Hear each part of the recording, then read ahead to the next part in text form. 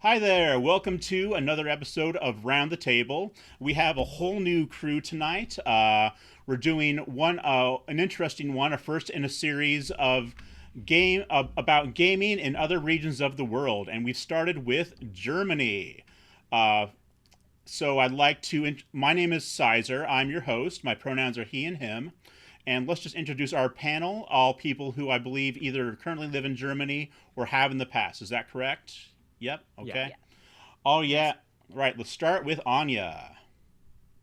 Hi, my name is Anya. My pronouns are she, her. And I'm sorry, what was the other thing I was supposed to say? Oh, I'm sorry. Yeah, what you do in the gaming scene. Yes, I am a TTRPG writer, actual play performer, and a professional game master. I'm originally from the US, but I've lived in Germany for 6 years now. Cool. All right. Zuki. Trying to get the Almost. pronunciation Hi. right. I'm. Okay. It's totally fine. I'm Cyki, or Niels, whatever. My pronouns are he, him, and I'm a judge at the German and European board game championships. Cool. All right. Jules.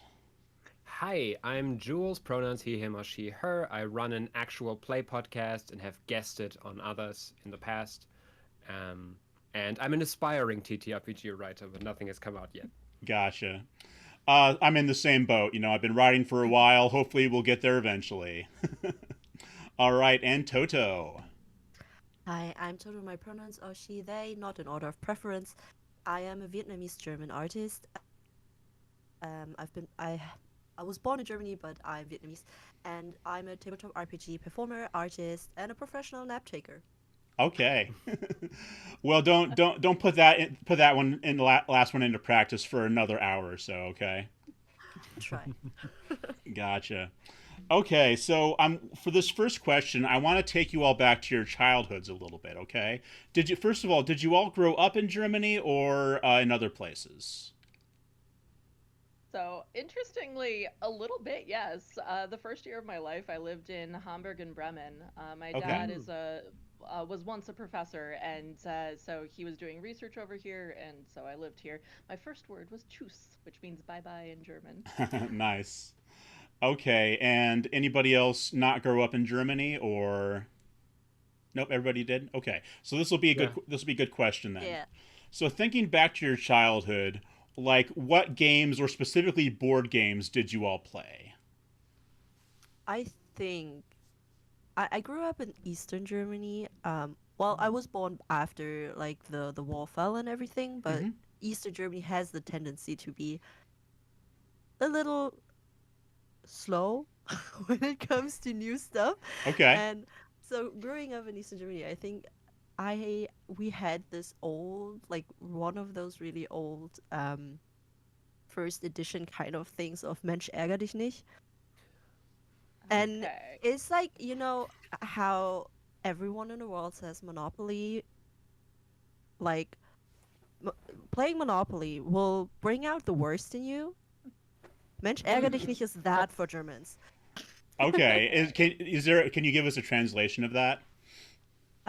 What's the Dude, don't English get mad, one? Ludo. basically. Yeah. Yeah, Okay. don't get Don't get Don't get angry, upset. don't get Freak well, out. mad. don't get yeah, I googled it, and the Yeah. English version is called "Man, Don't Get Angry," Yeah, Okay. that's the most literal translation, I think you can and give. Yeah. and it encapsulates the essence of the game. It's like it's just a game. Don't get angry, and you will know at least one person who has flipped the board. It's a frustratingly chance-based game. Okay, Also okay. a Very much petty so. one. Also petty. It's Yeah. extremely petty because you are able, with your little figurine, you're able to throw out another player's figurine, so they have to start again. But you don't have to. You could just like, and of course people will, and they're like, I could use a different one. You have like, I think you can have up to four little, many like little figures on the board, and you could Okay. just move a different one. But obviously, you're going to move the one that gets someone out of the game. Yep. Yeah, of course.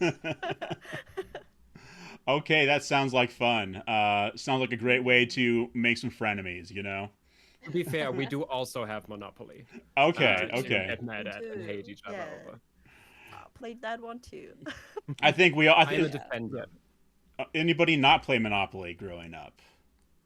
I did a little bit, but I preferred careers Oh, as a yeah. game. I don't know. I don't know if the German folks here know it. I don't But think I you know could that. be No. you could be an ecologist. You could be in sports. You could go to space. You could be a teacher, and you could literally do all of the things. And Okay. everyone has their own individual goals for fame, money, and happiness. I think the heart shape. And so everyone has their own personal goals, and so you write down at the beginning of the game what your personal goal is, and whoever reaches their personal goal first wins. Okay. That's So funny because it's also like I really it feels like like kind of an introduction to like character play even. Yeah, At a that little point. bit. Okay. How about our board game guru? What games did you play growing up? I also when Toto just mentioned East Germany, my grandparents and my dad come from East Germany, and we had the most bizarre game. I've never seen anyone else play it. It was just literally called Throw Dice, and it was basically like a very very boring version of the video game Balatro, but with dice. Like you Okay. would throw dice, count Oh, up the yeah. numbers, add them in some way. They would give you points, and first to reach Oh. 8,000 would win. Oh yeah, yeah, And yeah. you, They call it Yahtzee now. I think it's Oh, like no, it's no, like no. Oh, It's not Yahtzee. No? It's not Yahtzee. Is It's it literally like- just is it you like throw the Kniffel? dice. If you, Kniffel. it's not Kniffel. It's not Yahtzee. Ah. You throw dice. A one gives you 100 points. A 5 gives you 50 points, and 3 of one kind give you that many times Okay. 100. And you can get a straight for 2,000 points. Sounds First to like- reach 8,000 points win. I don't- We might It's have very played boring. might played something similar, but with different rules. But it was also dice. But we used it to play like birthday games, and you know, there's those where you like do.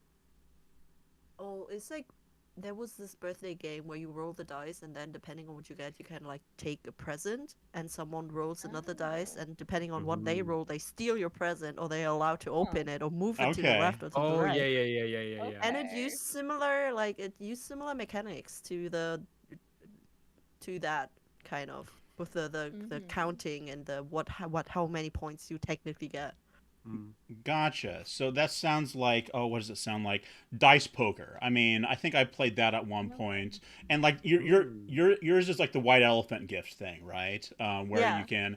Yeah. I haven't heard of it being played with dice, but I have played it where everybody buys a present, and then someone opens the present, then the next person can either steal it or open a new present. So Yeah. yeah. Yeah, we use Wichten dice in to German. make it worse. Gotcha. I kind of love that. Element of randomness just to really screw with people, Yes, because it's like you don't even get to choose what you do because the dice will. Yeah. Gotcha. Okay. How about you, Jules? Any particular things you remember growing up? My board game background is mostly connected to my grandma, who had like a whole connection of board games, and my brother and I, and my sister too, for a pretty long time, would go visit her once a week, and we would play those. And I remember where are we at with language on this podcast? Cuss words. Oh yeah. You say whatever you want. I have these as not for kids. So yeah. Okay. You're good. So I played fuckloads of Carcassonne, a very fun game. Yeah. Yeah, It's- I've played it Yeah, before. I don't know how internationally popular it is. It is but- very internationally popular. I've not played it, but I have heard of it. I've seen it sold at local game stores. Yeah. We also had some Yeah. other fun games. Like I remember one. I don't remember what it was called, but I love that one. It's basically one that worked with like an actual candle. Okay. On the middle of the board, and you had to turn off the lights basically entirely, and like where the shadows fell was like important game areas, and you could move the That light to like sounds so reveal cool. people. That It is was so cool. cool. We didn't play that a lot, but I remember that game. I don't remember what it was called, but it was so cool. That's interesting. It doesn't sound like anyone knows what that one's called, but I don't know. We may have No, to. but I want to play it. Maybe we have to Google board game with candle. See what I'm that scared. turns No, out. it's My grandma Candle. probably gave it away by now. I Yeah. can't check. Mhm. Cool. So on a related question, at what age and with what system did you start playing TTRPGs if you did? Oh, Anya's got a story for us. Serenity. Okay, okay. Serenity was my very first TTRPG when I was 19 and I went to college because I did a year abroad in France before university. And so I joined the nerd clubs and someone said Serenity and I said yes. And so this was my very first game that I ever played. I still have my character sheet from that. And that Very was cool. 2009. I have played it. It's a lot of fun. Yeah. I was the captain on that one. I had a Nice. nice southern accent, just a little bit of a western thing going on there. Are Firefly and Serenity internationally known? um, Oh, are they? I mean, I've definitely heard I of watched and Firefly. loved them, but yeah. Okay. It's like it's I think less known here than it might be in America, but Yeah. it's definitely known in nerd circles. Yeah, that's good. That's good. People probably not as many brown coats overseas, but it's Yeah. It's so good. Even the horrible, horrible, like, I think that they were trying to speak Mandarin and it was so bad. yeah. Like, native speakers would do reaction videos on YouTube and they're like, what are they trying to say? Yeah. Well, they were trying to get away with like saying some pretty heinous Oh, curses, yeah. And on air, but just in a different language, I think was the idea. yeah, of So course. Let's see where they have a whole list in here. Chinese phrases. okay, Oh. yeah. Oh, jeez. Yeah, they have things like big stupid pile of stinking meat. I'll just read the English ones. Where's some of the really bad ones?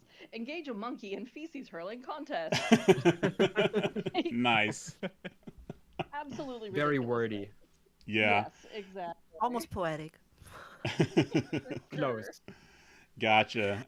I think I had a very German experience with starting tabletop RPGs, considering that the first game that I played where I remember it actively being a tabletop RPG was Das Schwarze Auge, Yeah. which yeah. is the black eye, and It's called the Dark The Eye. Dark I think, in Eye. the English. dark Yeah. eye. Yeah. Yeah. And I because the think black I guy has a was different context. I was like around 20. I didn't know about like tabletop RPGs before, and I was like being the creative kid and whatever, and there was a big community of RPG players already, like back in the days on the forums and stuff, but I never really got to play tabletop RPGs. So a friend invited me, and it was like, oh yeah, you can come, and and I was told I can come as a spectator. And when it arrived, they just gave me a character sheet and was like, okay, you're gonna play now. I was Nice. like, I guess. Ooh, bait and I switch. guess. Aggressive recruitment. Really, it was like, okay. And that's pretty much how I started playing tabletop RPGs. And the thing with Germany is that we call it pen and paper. Yeah. Okay, yeah. So Which is when very you funny in English. if you're like it is pen and paper. So if you're not aware, like starting to get into the more international sphere of it all, and starting to play with international performers, and being like, or like looking for groups, and you would as a German like Google stuff like pen and paper group, Yeah. and you wouldn't find anything. Because they're like, what do you mean pen and paper? It's called tabletop RPG. Right. Yeah. Yeah. What's the German name for it again? Pen and Pen paper. and paper. No, I mean, We but just what's say pen what's and paper. right? I know, but what's the word in German? There Oh. isn't really one. No, Like, we Okay. use the Yeah, English oh, Oh, words. you use the We English pen words. and Okay, paper. okay. Yeah. in we the say- same way that instead of smartphone we say handy. We just use an Yeah. unrelated Okay. English phrase. We use so it's like if I you think sometimes you see like Germans when they like stream in German or like have any German kind of event or something, they will say pen and paper or PNP. Okay. And yeah, I think the German version of the Player's Handbook of Dungeons and Dragons, it just says role-playing game, like Rollenspiel. Yeah. oh, Yeah. Rollenspiel. Okay, I've heard that. I've seen that when I was going over various sites, looking at Pegasus and Ulysses and those Yeah. in gaming It's just sites not like that. specific enough because that covers like computer So many RPGs as well. things. It's like just Yeah. RPG basically. It means RPG, and if you want to look for tabletop RPG, German say pen and paper, Okay. like the English pen and paper words. Yeah. Okay, well, interesting. I hadn't uncovered that bit, so cool. Jules, first TTRPG. I don't know if this is a separate question, but also like the question, like the first time I heard of TTRPGs is that Futurama movie. Oh, that's Really? in part about it. That was the first time I ever heard about it. Bender's And, like, game, I the way think, they yeah. did it in that movie, like the way they showed the actual play of it, I was like, this seems like the coolest fucking thing of all time. But like I got to it way later.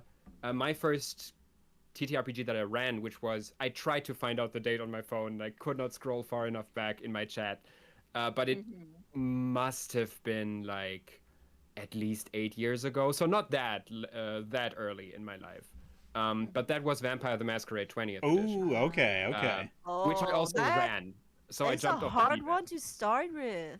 Yeah, and I was Yeah. also the game master. I 'Cause mean, none of to us be had fair, ever Oh played my it. I started with DSA, the Dark Eye, which retrospectively is maybe one of the hardest systems I've played so It's far, complicated. and I've played so many because like people would say, oh, D&D is the math is so hard because you have to like actually the nerds don't know how to calculate, they don't know how Yeah. to like put one and one together. It's the big joke. But DSA, if you roll a skill, you have to roll 3d20s.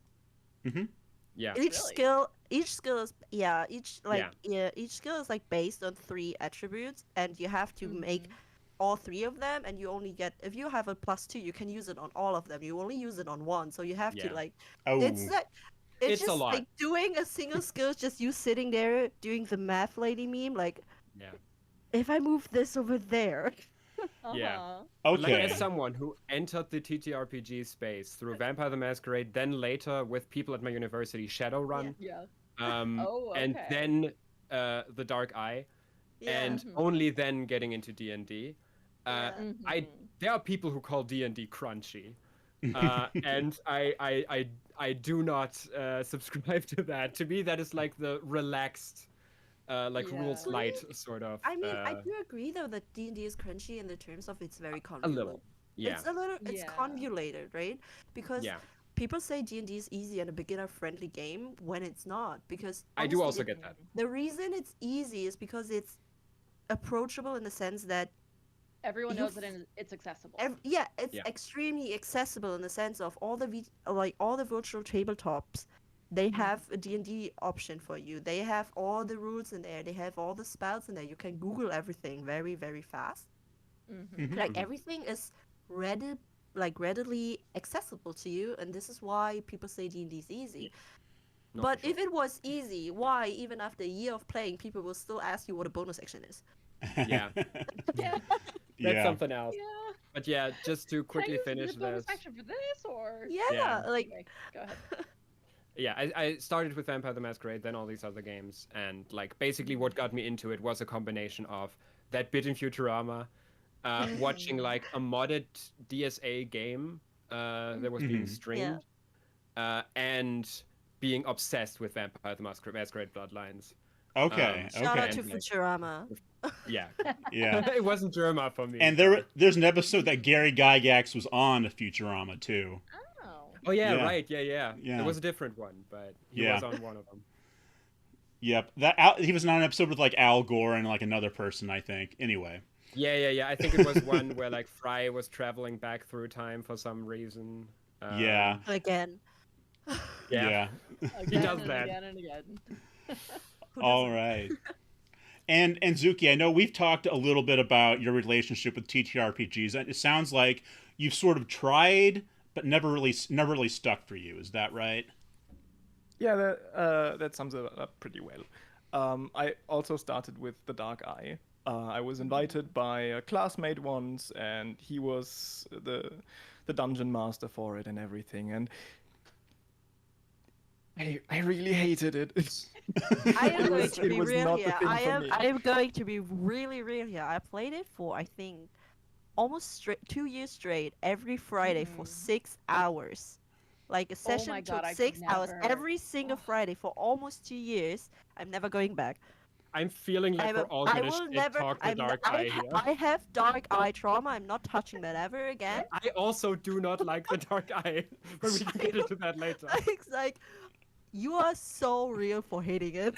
Yeah, And so the thing was, sorry. The thing was, my character was claustrophobic, like for a bit, and I Yeah. think I got I got to pick more skills for that or something like that. I can't really remember. I repressed most of it. Um, and the thing was like, I created the character with the game master together. He was helping me because I never did it before, right? Mhm. He knew I picked a claustrophobic character. He set the whole thing in a very, very narrow cave. Oh, And it just I sucked. hate It was that. so bad. oh yeah, that's a No, bad So, you DM. have yeah, to work with it. You have to work with Oh. your players, like Yeah. the character, whatever their problem is. Like I run Candela Obscura, and one of my players, her character is very in tune with plants and everything, and so I put her on a boat in the ocean just to see how her character could adapt to that, and I didn't restrict her because that kind of thing that your DM did Yeah. restricted you significantly. I I think don't we like ca- yeah, I we've get that. It's totally valid, right? yeah. I think But we've maybe come a not for a long first time. way. No, definitely. I think Mm. we've come a really long way with how people do the games nowadays because back in the days Yeah. everyone was just like we don't really know. Everyone just kind of threw you into Yeah. the games, right?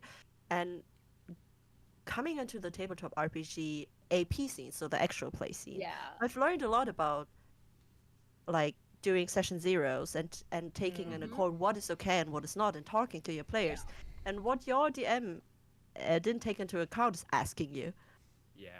That's I the mean, whole Is it point because okay if it I could put have you been in this yeah, situation? it could have been totally cool for some characters Yeah. being like, I have claustrophobia, I want you to Mhm. play on it, I want to make me feel miserable, I make mean, me I Yeah. feel mean, there's also a bad. difference And that's between setting cool, the but he didn't yeah. ask you and he forced you into Mhm. it, and that's bad. That's shitty. There's also the Yeah. difference between setting an entire adventure in a cave Yeah. and Mhm. saying, "Hey, you have claustrophobia as a disadvantage that you took in character creation." Yeah. That should come up at some point. That becomes a hindrance to Mhm. you. But like when Yeah. it's a constant problem, like Yeah. Yeah. what are you gonna do? Yeah. I am very sorry you went through that. Mhm. Yeah. It's Yeah, fine. that is As I said, I repressed most of it. Well, It didn't get you off of games, at least. No. after Board games. after that ringing endorsement of DSC, I just want to make our English speaking listeners know that it is available on Amazon in English. So It is there you also go. incredibly popular in Germany. Less so than it was in the past, but it is. Yeah, uh, yeah. Yeah. If you talk tabletop RPG in Germany, the first thing that would Mhm. come up was DSA, Mhm. the Dark Yeah. Eye, before D&D. Yeah. Right. That's Well, At what least I've heard. it Yeah. would have been 10 years Yeah. ago. I don't know if It that is changed. still I true. think it changed. It changed through Yeah. the like because D&D has become so popular and also Yeah. with like Mhm. Stranger Things and everything that Yeah. it And is the now probably movie. The now actual it's probably place and yeah. and COVID too, right? Because everybody was getting on Roll20 at that point because there's nothing I else to think it do. was Yeah. around the same time because of like Critical Role, Stranger Things, and also like how like the pandemic hit and everyone like was like, what am I going to do? What am I going to do with all this time? So Yeah. everything kind of Mhm. hit at the same time. Yeah. Yeah. Well, Yeah. speaking of like everyone in Germany being like, oh yes, the black eye, the dark eye, I did it there too. The dark Yeah. eye was my first game. My friend Eve did this TikTok series of what your first game means about Mhm. you, and she said, "Das schwarze Auge, du bist Deutsch." You're You are German. Yeah. Very Yeah, accurate. it is very accurate. It's Did you ever? Yeah. Did you, Ziggy? Did you ever play a different one after that? I played a couple actually. Like I own tons, mostly because of online sales. I've been there. But Yeah. I've ran Dungeons and Dragons 5th edition Yeah. a couple of times. I tried running Mausritter. It's Oh, yeah, it's yeah, a yeah. very small Mm. one. I really enjoyed that one actually. But the biggest hindrance for me is I'm the forever GM in my friend group, Sure. and I'm very bad at coming up with stuff and We can't change being that. like regular with stuff. Yeah, I know. But yeah, that's just I'm very bad like with just regularly coming up with stuff, even if it's just reading a pre-written module, right? I'm not that good with schedules, so Yeah, Yeah. sometimes you just want to be a player. That's very fair. Yeah. So we talked a bit about DSA, about how that sort of sums up the German TTRPG scene in some ways, right? Or how people associate it with the German TTRPG scene. But on the general gaming scene, what do you think defines Germany as like as a gaming scene? And might I suggest that it might possibly be board games somewhat? I Is that think true? a big It's part. a big I part think of it. Yeah. it's a big part of Yeah. it, but what I also think is what is different compared to like America is that Germans tend to start playing tabletop RPGs from a different lens. They start playing with other systems, and yes, the Dark Eye is one of the most popular, and it's the a running gag that Germans start playing with that. But I've met a lot of Germans who started playing with other systems. Like they Yeah. started playing with like Heroes, they started playing with Fates, they started like Vampire. They tend to be they tend to like trying out different systems, and they aren't afraid to start systems they have very little access to in regards to how many players there are or how many pop culture references there are. They'll just get into it and play it. And I think the same thing applies to how they play board games. There are the popular board games that everyone plays, like Uno or Monopoly, but Germans who play board games play the weirdest, wackiest shit ever, and they will force you to play it with them. They don't care.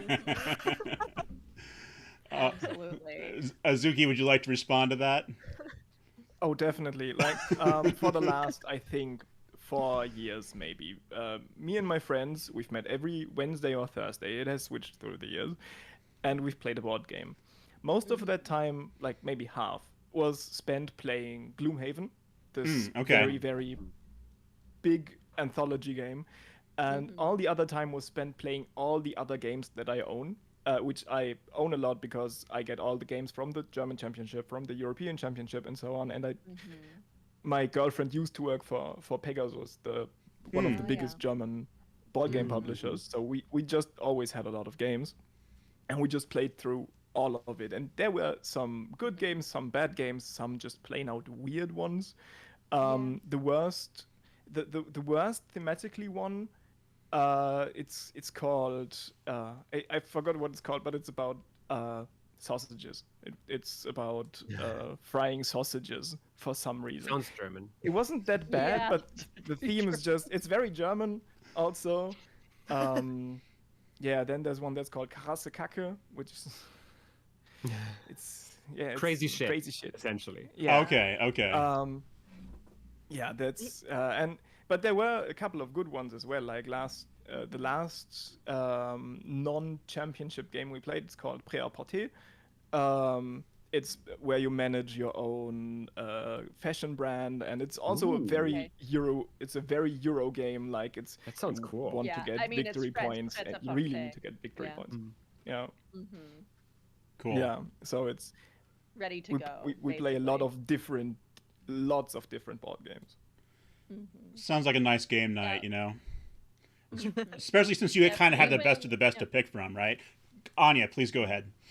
No, sorry.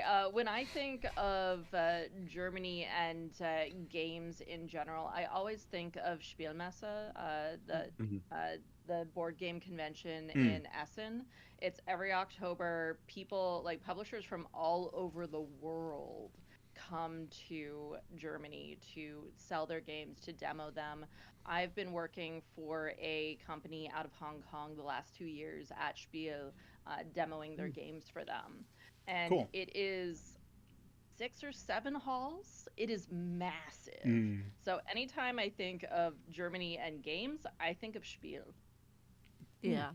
You know, when I was researching like the world's biggest gaming conventions, guess what came up? That and and Gen Con, which I'm going to later this year. Yeah. I think I also, Gamescom is also in I Germany, think but I that's also the sent you, convention. I also sent you like the website of Spiel because I was like, if you want to look at like who's You did. here, just like look at Yeah. their register, Yeah, like look for who's sure. there. It was more Yeah. than I could like process. It Yeah. was just like a lot of companies, you know. Anybody been there to Spiel? Oh, obviously me. Yes. Yeah. We run the European Board Game Championship there because everyone's coming, right? It's the biggest one. Yep.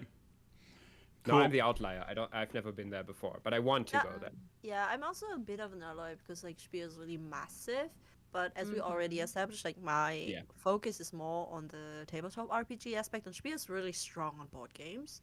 So it's like, but it does have TTRPGs and stuff now. It does nowadays, definitely. But I also gotta admit, like, I'm a little lazy. I'm from northern Germany.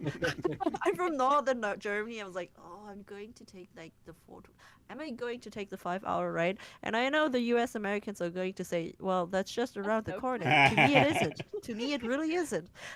Well, the ride. No, if you want to, you can come and stay at mine, and we can go over together because it's not far from me. Yeah, I know. Yeah, we got the ride to Gen Con from Des Moines, Iowa is 7 hours, and we're doing that by car. So yeah, it's like I'm over here like, oh, I'm going to Dragonmeet. I'm going to Dragonmeet in London.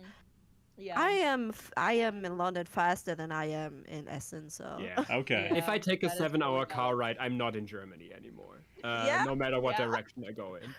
Yep. Yeah, same. Okay. So if I go to Spiel Essen, what should I expect? You know, can I Massive crowds. massive crowds? Massive Okay. crowd. Can I just go up to a table, sit down, and play a game? Is that the kind of thing? Okay. Mostly, yes. Are there events Unless you can? it's full. Unless it's full. Okay. Is it like Gen Con where you can like wish list events ahead of time to go to, or?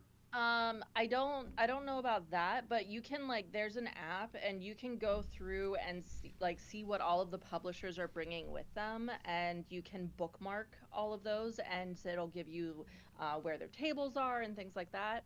And like for example, I didn't know this, but my sister was here from Boston last year, and so she went for one day of the con and was just like she really wanted this one particular game called Babylon that is also partially mini painting. And so she tried to go for it, and they were completely sold out for the day because they only sold like 20 or 30 per day to people who hadn't pre-ordered or something like that. Okay. So the next day, I didn't have a shift until later, so I went in like at 9 a.m., which was I think an hour before it opened, and so I was the 19th person in line, and they had 20. So I was able to buy it for her and get it to her. Hey. Ooh. Yep. That was almost harsh competition. that was almost like a Charlie Brown situation where you wait in line, you know, and you're like they have 20 and you're the 21st person, you know. Yeah, no, goodness. I just made it in, and so I was able to get that for her. But if there are very popular games, there will be lines wrapping around the stalls. To Oh, get jeez. them. Okay. Yeah, I haven't been to Spiel yet, but I've been to other conventions that had like board game stuff, and that was usually the situation. Like I've been to Comic Con Stuttgart, Oh yeah. and they have some board game presentations every single time, and I think I got to play once. Gotcha. Without like having to wait for a long time. Is that Yeah, it but there's so depends. many It depends on the options. it depends on the convention. Some do have, some allow you to just go up there and just play, but in a lot of cases, especially the more popular ones, you have to register in advance. You can just like it's like they will post their timetable online and then have like a link or whatever where you can like apply for it and be like, oh, I want to play this for this at that time slot. And that's kind of making a commitment pretty much because like it's so popular that the chances are you won't be able to play if you don't like plan in advance. But the good thing is about Spiel, like it's massive. It's like 7 halls, right? yeah. 6 out of the 7 halls are for board games and strictly board games. Maybe maybe a murder mystery dinner party, right? Yeah. Mhm. The seventh and last hall is for everything analog gaming that's not a board game, like tabletop role-playing games, card games, and I think that's mostly it. Do they have like Like 40K but there? sneakers. Sorry. Probably. Okay. I don't know if, but there will be some retailers there definitely that will sell you some. I don't know if the official publisher is there, Hmm. but Yeah. yeah, Feels like something Games it- Workshop would go to. Yeah. probably. I'm trying to remember. I think that they had a stand because one of the things with being there as a demonstrator is that I get breaks to go around and everything. So I haven't seen everything, but I feel like there was a Games Workshop stand there just Okay. because it's such a massive, Yeah. popular place. Like Yeah. Six is there and stuff. So And actually, like while we're on that topic, real quick, when we're talking about Germany in like the game space in general, I think something like I think you're very much on the money with like there's this worry, especially in American TTRPG communities, that like it's so hard to find people who don't just want to play D&D. Mhm. And I think in the German context, it's much easier to just go to your group and say, "Hey, let's try this out. Yeah. Let's try this system." And you'll also find like islands of specific systems. Like DSA is of course massive, but also like Shadowrun is huge here. Oh, cool. Vampire the Masquerade to an extent, even like in a LARP sense, has Yeah. a really big presence here. Definitely. But also like this sort of more malleable thing. I think it's Shadowrun is all really over the big. place. It's not just in TTRPGs, it's in board games. It's also one of my experiences. One of my experiences would be miniature wargaming, for example. oh yeah, for sure. Oh yeah, big time. It's the same thing here. Like there is also this international sort of worry of like everybody's just playing 40K. Finding people, everyone's just that is much less the sense in my experience. I'm part of a club. I'm part of a tabletop wargaming club. And there it's also just like, hey, you guys want to play this system. As long as you can 3D print the miniatures. Right. So it's not extremely expensive. Sure, yeah, let's try it out. I think that's like iconic for the German community. We want to try out new stuff. We don't want to just do the same thing over and over again. I'm envious of that as a forever GM and as an indie developer, you know. Well, I think I a big part of it maybe is because the German translation of the D&D books is so bad, and that's a big reason why the Dark Eye became a Yeah. thing, is because Okay. in English they are so precise and exact in exactly how you're supposed to format everything, and it is all over the place in German. It makes no But sense at all. But I also think the big part is again accessibility. And if you have, for example, you're like a German player who's like, oh, I have to wait until they like translate it and then everything is back into German because I want to play it in German. And then you have DSA, which is published in Germany. So they just go that way. And I also feel like there's a big dedication towards like if you have indie games, they will just translate it themselves. They won't wait. Yeah. Oh, okay. That happens a lot. Like we have a big community of people who just in their private time they see like, oh, there's a new indie game out there. I can take it's just 10 pages, no biggie. I'm gonna translate it myself and then we're going to play it. And with DSA, like with D&D, it's just so massive, right? Yeah, Right. it Like, takes so much time. And that takes so much time, and then there might be a bit of a wall of saying, okay, if I really have to translate this, all of this for us to be able to play it, I'd rather just play what I have Yeah. or play a smaller system. And Yeah, And so I do- for me, as an indie TTRPG writer, I have firsthand experience of that, of selling my games. I was at Austria Comic Con a couple weeks ago, and I had a TTRPG club come over to my table, and they bought a whole bunch of my stuff and said, "Oh yeah, we're going to be playing these for kids. We'll just translate it for them, and we'll have the German translation for them." And I was like, "Amazing, beautiful." yeah, And I love do that feel you're in doing that, in that sort of context, I do feel like on the kind of other side of it also, something that makes experimenting even with like non-German language systems fairly easy is that like you can generally expect someone in Germany to speak English, like at least from a Yeah. certain age onwards. It's Mhm. I very think much I think that's a assumed. different with Europe Yeah, in general because we are so used to yeah, having growing up bilingual or even yeah, learn more Yeah. languages than that because like from a very early age on they teach us English in school, right? yeah, And Mhm. I think back when I was in elementary school, it was considered even late because I only started learning English like in third or fourth grade. They Mm. start in Mhm. kindergarten now. yeah. Oh wow. These kids Okay. My grow my up age group started bilingual. elementary school, Yeah, so like first Mhm. year these elementary kids, school. they just they grow up bilingual, and not everyone keeps the same level of English, obviously, because they don't speak Mhm. on like in their Yeah. day to day. But a lot of them, especially in bigger cities, if they keep it up, they will be able to like speak it fluently. And if they have like an indie game of like 3 to Mhm. I don't know 10 pages, they will be Yeah. like, well, it won't take even an hour. Who cares? I will Yeah, just translate it. And Yeah. I feel like if you're American who does not have the same access or privilege to learning Mhm. languages, because it's Mhm. Yeah. extremely expensive to go and learn a language, right? Even Yeah. in Germany, if it's not part of your school curriculum, going out and learning a language on your own, that's expensive. So Yeah. of course Americans have a harder time getting into international systems and games that are not translated into Mhm. yeah, English because they don't have the access to translate it.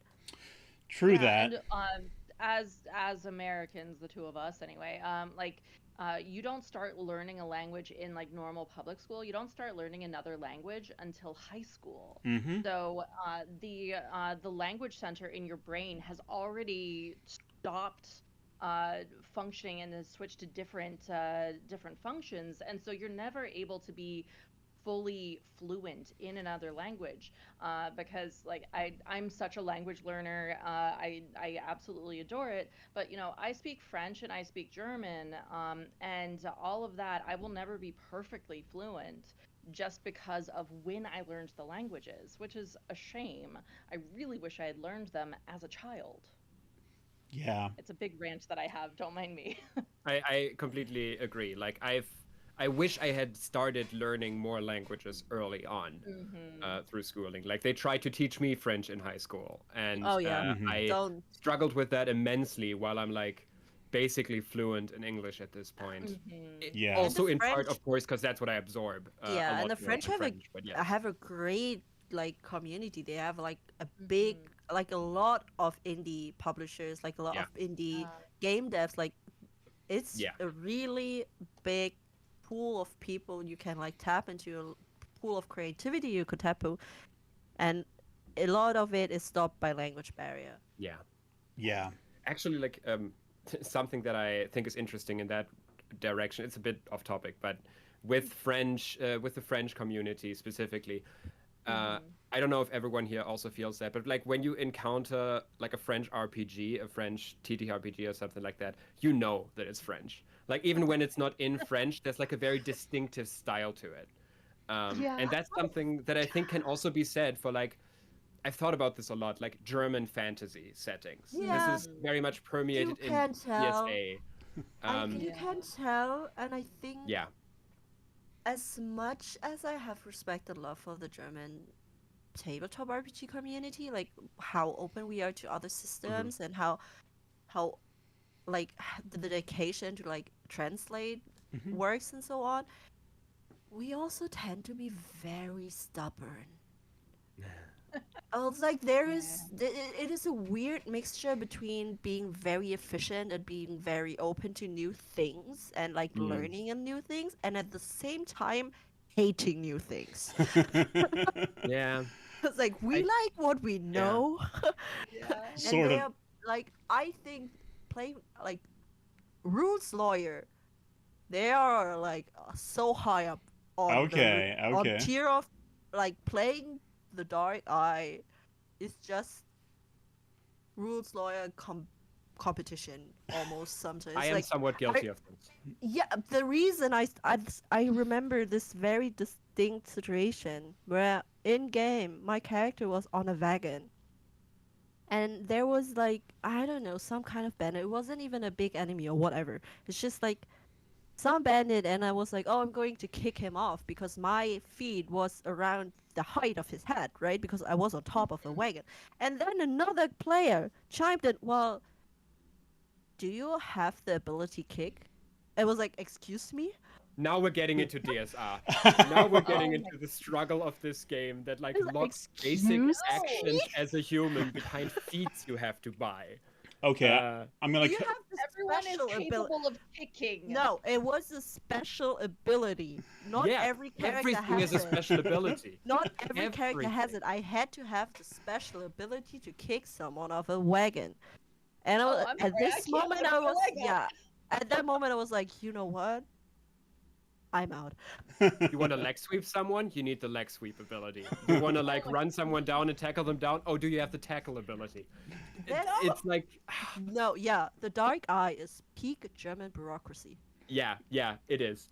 But also like I think German fantasy is also like it tends to be more like gritty in quotation Yeah, for marks. sure. We tend Yeah, to like the more like hard like more Yeah. medieval fantasy settings Yeah. that have Okay. fantasy grafted onto it, and we It's really low love our fantasy. fantasy. Fantasy racism is so all over the It's place in high. German It's fantasy really settings. high.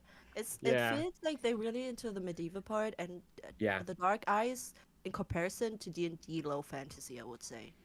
Gotcha. Because D&D is high fantasy, just like magic. Everything is like kind of crazy, and fucked up, and Yeah. sure you can have 50 horns if that's what you go about. Yeah. You can't do that, really. And you obviously you can with the right group, and if the group are like do what you want, but rules as written, you don't. And Are- rules as written is very. There are parts in the rules as written, at least in DSA 4, that I have my gripes about. Yeah. Gotcha.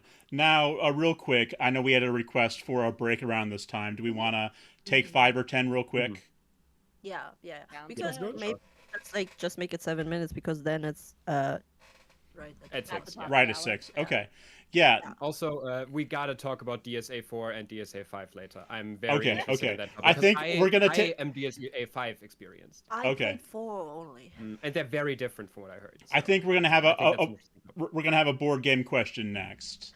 For so sure. so I'll edit this part out. But Zuki, Yeah. Zuki, I'm gonna ask you now. Now we talked about that DSA is like the most German TTRPG, right? What's the most German board game? You know. Oh, that's a fun question. Yeah. We'll Think get to about that. I'll I'm go look curious. at my I'll go look at my shelves. You can get it out, so you Alright. can show it off. yeah. Perfect. See you in a bit. Do guys bag, in. yeah. Board games with candles, and I came across one called the Night Cage. Night Cage. That Then- sounds very metal. Yeah, I know, right? Escape from a maze that changes whenever the light vanishes. That looks very fun. We'll have to. Who was it who brought that up? Was it Toto? It was Jules, I think. It was Jules. Oh yeah, I think I may have found the candle game that he was talking about. Jules, Oh, I found it's called the Night Cage. I found it on Board Game Geek here. I'll throw it in the yeah, chat. throw it in. I want to see if it's that. Yeah. It doesn't on the first glance look like it. But let me look at it. It doesn't look like the way I remember it, at least. This does look sick. I love the art style. Yeah. Yeah, All right, those are Maybe I was I saying like think a I- really old version of the same sort of thing. But like I I remember think that I the do have board it. was more like a natural landscape. It might be shadows in the forest. That might be it. That sounds familiar. Yeah. This is Shadow- the board game geek link.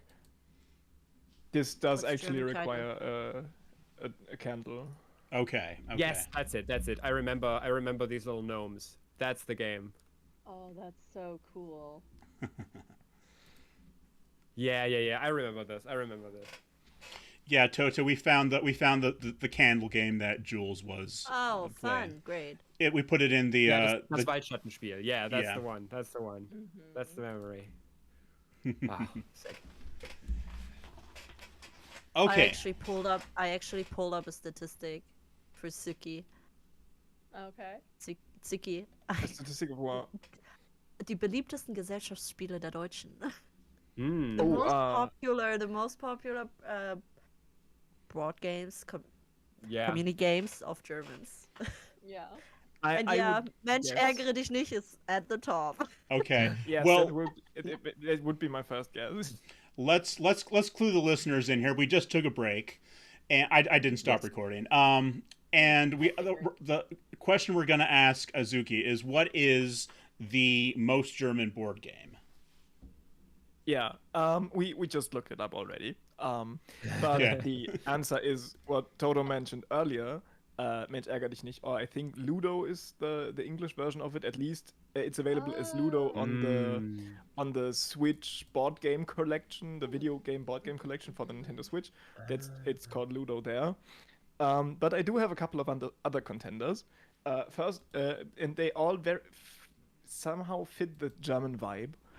First up is Scrabble, obviously. Okay. Oh, of course. Everybody has a Scrabble set. It is an American game, but it is the most rules lawyering game because everyone has their dictionary up there, and every word Do has to be compound checked, words right? count or do they not? That is the question. Now Nobody knows. here's my question about that. Or do they have like vowels with like umlauts and things on them in the German version? Okay. Yes. And they have pretty Every- high points values. Yeah, and they're Yeah, different every amounts international- of them. Yeah. Okay. Every international version of Scrabble does have the special characters, like the Spanish Scrabble does have the double L, for example, that is like a U sound. Yeah, sound. Yeah, Yeah. Mm-hmm. Yeah, exactly. Then the next game I have, it's a rather new one. It's called Funkenschlag Outpost or Power Grid Outpost. This is very German because it does have a bureaucracy phase. It is literally called the bureaucracy phase, and it's where you get paid, basically. Okay. But it does involve a bit of paperwork, actually. That's so Magic the true. Gathering has that too. They just call it something else. Every game has a Yeah. bureaucracy phase. Exactly. And then the last one is Anno 1800. yeah. It's based on the Yeah. real-time strategy game. It's True. very, very huge in Germany. Okay. Yeah, like not the board game. The board game itself is very niche, but Yeah. Anno, the RTS video yeah. game series, it's like the RTS in Germany, kind of like the Dark Eye is the tabletop playing game, role-playing game in Germany. Gotcha. like Those a are lot of- my Yeah, but I feel like also Germans really love Catan. Yeah. Oh, yeah. Catan, Sure. definitely, Catan is huge. definitely. Germans Catan love and Catan. Like casual board gamers, like casual, just people who like get together like every once in a while with friends, just to have a nice evening. They play Catan. Yeah, and then there's also I just said Zukunftszug, which is Ticket to Ride in English. My dogs are awake. Sorry.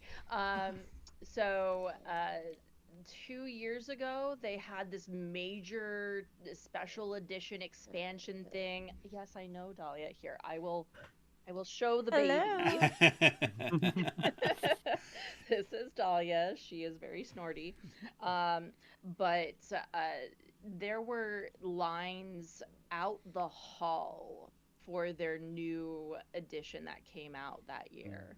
It was massive. And it feel like it took up like a quarter of the hall too. Also, a game I would throw into this also is Dominion. Dominion is a game I've seen at like every every person I know who like plays board games has Dominion and has the strats for it, which just like Catan is a struggle for me because I don't like either of these games. But everyone has them. I have it. I don't even like it. I feel like also games that I feel a lot of Germans have, like in casual German households that aren't like gamers, Sure. is Codenames Yeah. and Cluedo. Cluedo And is Escape Welt, maybe?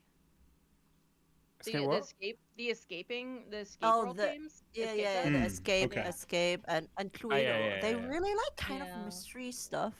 Like, Yeah. Like these sort of like Yeah. also like hidden role games. I don't know if that's like Oh, like a general thing, but like in my Oh yeah, circle, definitely it's like pretty werewolf, like for werewolf, yeah. example, Mhm. or mafia. Werewolf. yeah.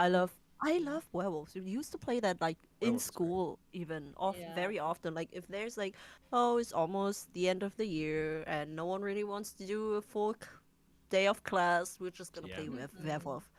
I will say like- I much prefer One Night Ultimate Werewolf. It's an incredible game, and you don't have to obfuscate information to make it function. Yeah, So I Werewolf is really also dislike. popular in France too. I played sorry. it when I lived in France, and every time I was a werewolf, people would find out because people would go, "Oh yes," or something like that. It's like the American is the werewolf. Oh. Because the English was spoken. Suki, what were you saying? So, Yeah.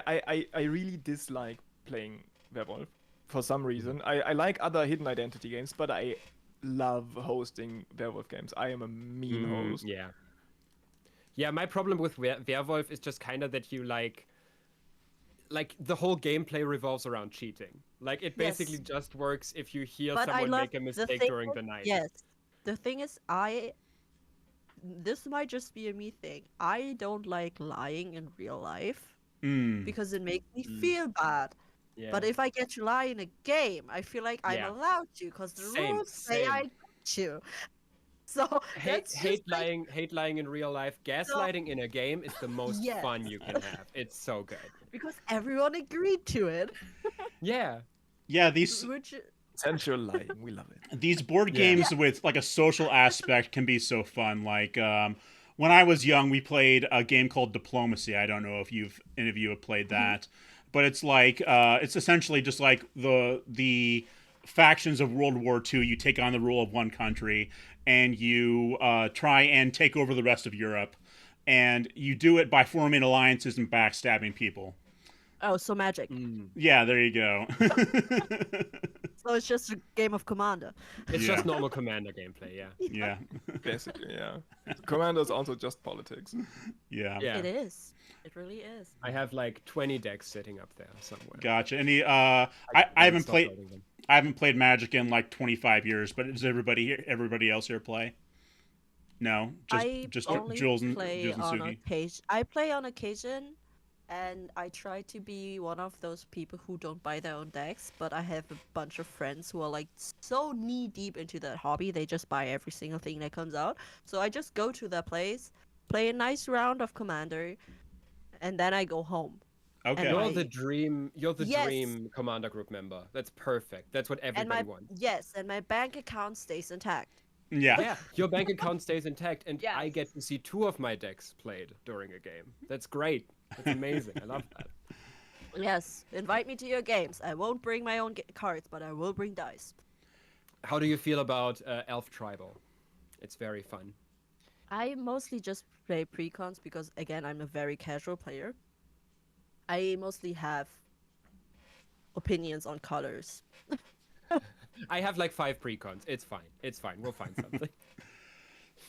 I mean, I've played my friends' decks as well that they have like done. They made this cube of like 12 decks or something that are like compatible with each other to play in a commander setting. Oh, that's Those cool. were amazing. I do tend to be very predictable because I see a black deck, I take it. It's like I'll just play whatever is black, and if there's another color in there, I'll take it too. But it has to be black in some way. Yeah. I mean, it's The like dark side. it's like the coolest one, right? You know. It does everything. Actually- You just gotta like hurt yourself, but then it does everything. Exactly. And if that I'm isn't- again.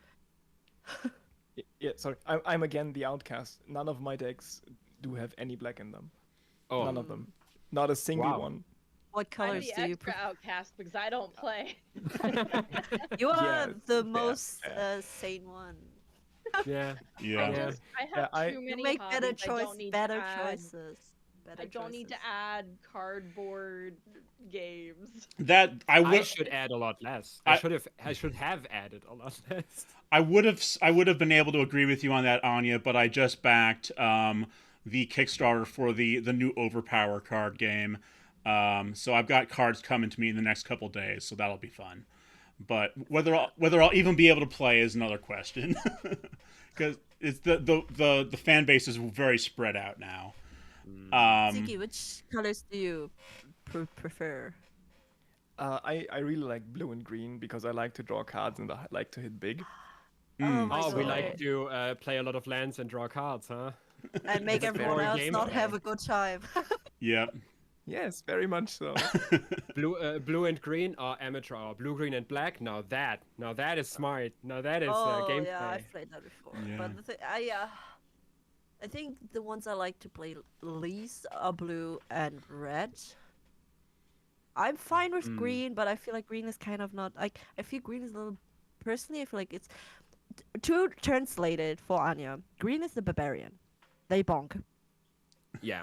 Green, Green, is the barbarian. green They is just big bonk. and heavy, and you punch your opponent to death. Blue That's is basically a how it goes. blue is a wizard that counterspells every spell you cast.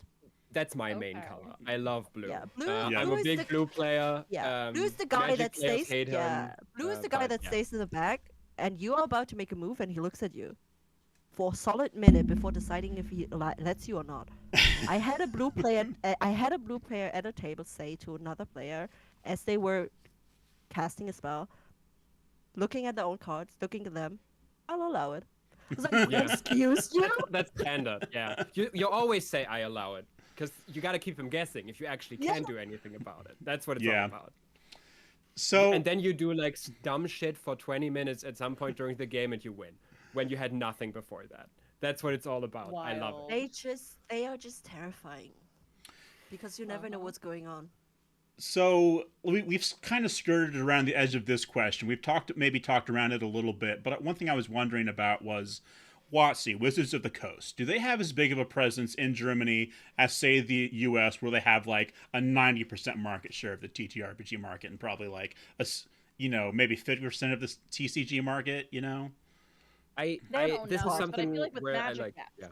Yeah. Yeah. This is something where I thought about a lot, especially in last years, because when I joined the space, which wasn't that long ago, it was like 10 years ago, I would have absolutely said no, they do not.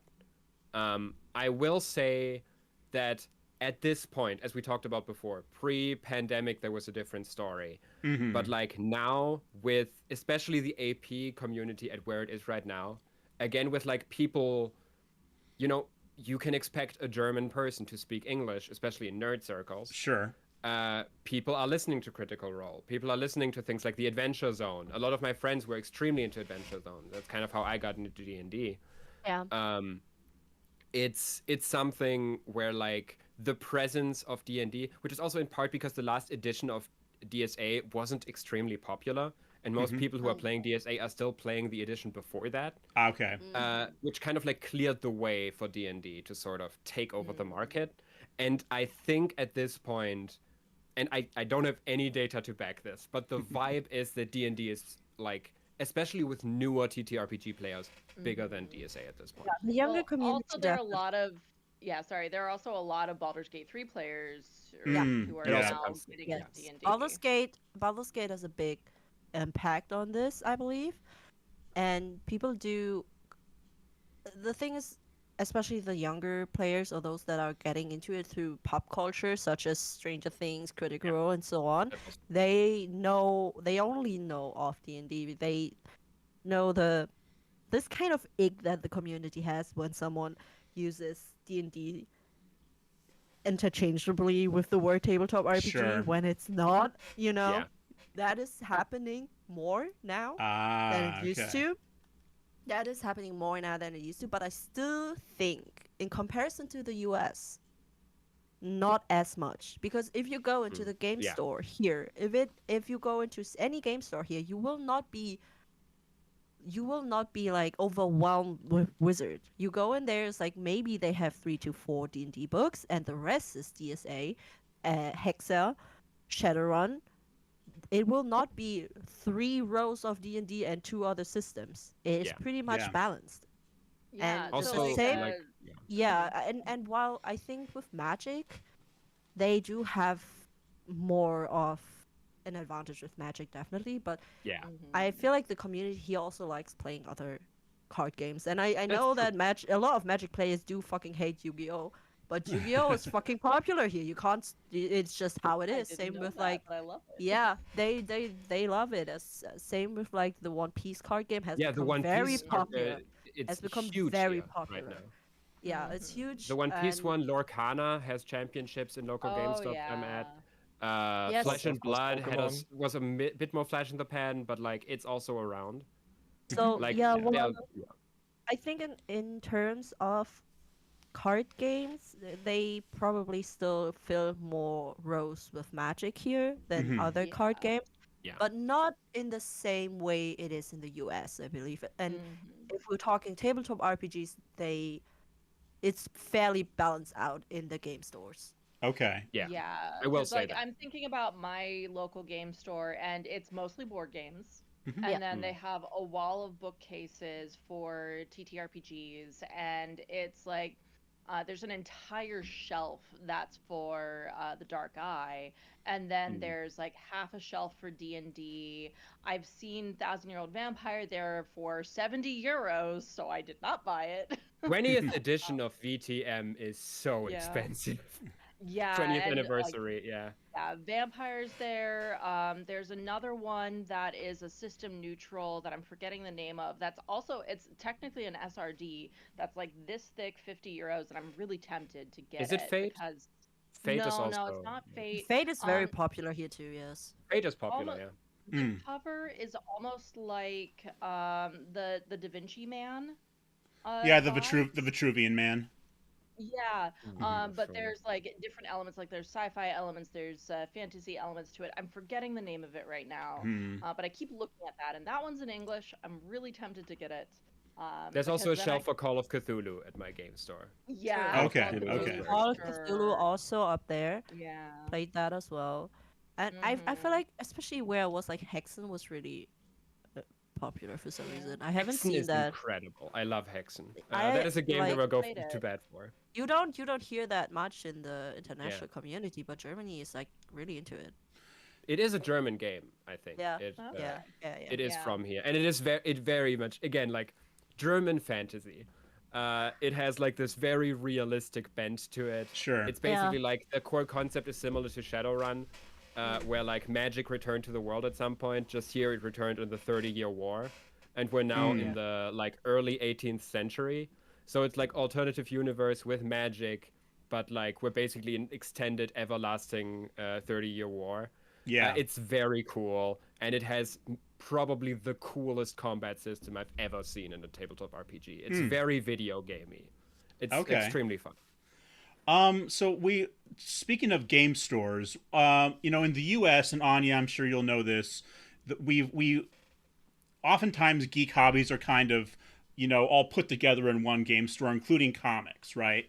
So at my local place, Mayhem Comics, they have a huge vault of comics. They have all the new stuff out. They have like a spot for war games. They have a spot for card games. They have a spot for RPGs and other things like that. Does that sound like what you would find in your typical German game store? Sort of, says Zuki. I think Not I think comics. No. Comics are Comics. usually separate.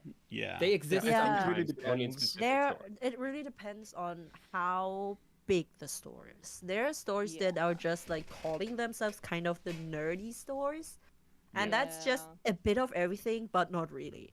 It kinds of the hot topic of comic stores. You know, Yeah. it's like, okay, and gamers don't really Manga go and in there. Funko Pops. Yeah. Sure. Yeah. Yeah. It's just like, if I say this to the Germans, they know it's like Elbenwald. People Yeah. don't I was go about to there say, to yeah. actually get shit. They go there to buy presents for their friends they think will like it. Mhm. Did that literally a month ago.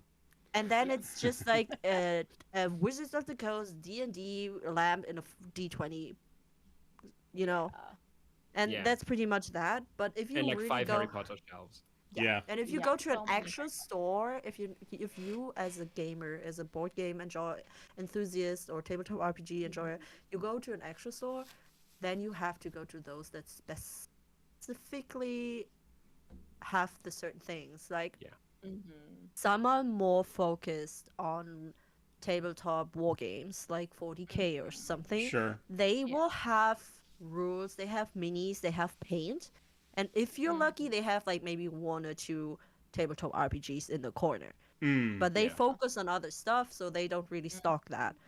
And then at the same time, if you go to Atlantis, for example, they will have tabletop RPG rule books, and they will have lore books and stuff like that. And then Yeah. it's very niche and specific. The stores will not just mix and match however they like because they know that is not who they're like trying to. That's not their customer base. Yeah. Yeah. I can from personal experience say I live in a very lucky position of not living close to any local game stores. So I had like 3 that were basically my local game store throughout the years. And one of them is a much bigger one than the others. They have the books, they have the comics, they carry all of the rule books for tabletop RPGs, they carry miniatures, paints, a little bit of everything, and like a huge board game section. Okay. That one I don't go to as much anymore these days. There was one that only existed for a brief time that was like full in on card games. It was just the trading card games. It didn't have any Warhammer stuff. It didn't have any books. It didn't have any comics. And the one that I now mainly go to, which is Trading Goblin Games World in Winnenden, I can recommend. They have very much a wargaming focus. Like that is the main stuff that they carry. They have a shelf for TTRPGs, but it's small and it's mainly indie stuff actually. That's a little bit more out there. There's a lot of times it's like that. Yeah, and they have like a few board games, but like you see a lot more the game store focusing on what do people here actually want to buy. Okay. Like partnering with a gaming club and like what does that gaming club constantly need a supply of, giving them better deals if they're like in the specific club or something, and like more hard focusing. Yeah. It's a strong focus, but I feel like that is mostly about wargaming, mini painting, tabletop RPG. But if we're talking board games is like sprinkled in everywhere. Everyone has. Oh, Everyone has at least a shelf of board games. Yeah. Okay. And all of these. Yeah, and And you have like board- the yeah. hardcore board games, and like those are the ones you get at the game store. But Yeah. like most board games, and actually like a really good selection, you can just get at any toy store. Like they will Any also toy have some of the store. more unique, interesting ones there. Some grocery stores have them. Wow. Like almost any drugstore has at least like Uno and like Cluedo. Like board games Any you can bigger get almost bookstores, anywhere. well, Bookstores too.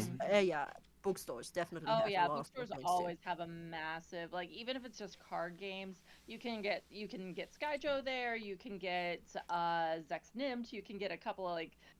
Did you make a face at Skyjo? I like Skyjo. Thank Yes, you very much. I loathe it. It's the worst. Yeah. It's one of the games my fiance has that I have not gotten rid of because she told me not to. Oh goodness. I love In it general, so I much. have a lot of strong opinions on a lot of games. I also fucking hate Monopoly with a passion. Well, that's I fine. mean, I feel that's Yeah. general I- opinion. yeah, I feel I like the feel- outlier for liking it. I think Yeah. the thing is, it's just long. It just Yeah. Yeah, It's not. A game of It's really not. ends when Monopoly someone is flips the not table. long. Compared to A game of know. Monopoly is only long because nobody reads the rules. A play-by-rule Monopoly game takes no more than 2 hours. Free parking does every time nothing, nobody people. Just free stand parking does nothing. If you don't want a property, it goes to auction, and that speeds up the game by 10 times maybe. It also makes it exclusively chance. yeah, but also but, yeah. people have strong opinions about Monopoly, and if you tell them that's the rules, they will scream at you. Yeah, I don't think our Also, family ever Monopoly played it itself- correctly. Yeah. What I hate the most about Monopoly was when it was first created in the 30s. It was a parody on capitalism. Yeah. And now Yeah. it's the face of capitalism with like the Every property has a 30,000 Monopoly. different versions of Monopoly. I There's a went Game to of Thrones Europa Monopoly, There's a Rick Park. and Morty Monopoly. Yeah. Of course. I there are recently so went to many Europa Monopoly Park games. and they had 4 editions. 4 different Yeah. Europa Park themed editions of Monopoly. It's- Oh, there's so many Monopoly. editions. You should So watch Yeah, many. what's the name of the woman who created it? I'm forgetting because Well, it was originally called like Landlord. the or Landlord's something. game. Yeah, Yeah, yeah. Yeah. They actually go over this in the recent movie Heretic with Hugh Grant.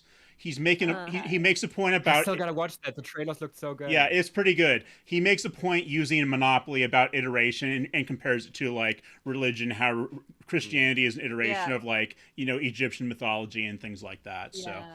So Yeah. anyway, yeah, check out Heretic. I actually got to see the directors do a commentary live on it, so that was pretty cool. Oh. Because they're from Iowa, so they got them to come in and yeah. talk to us. That's cool. So yeah.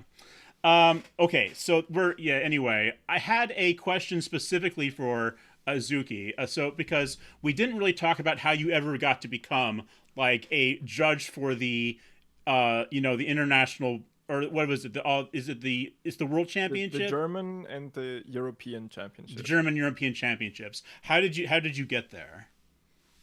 So it's more or less chance. From like for like the last 10 years, I visited a local youth club, which I'm obviously still not attending anymore because What? But the you facial look hair grew. no older than 20.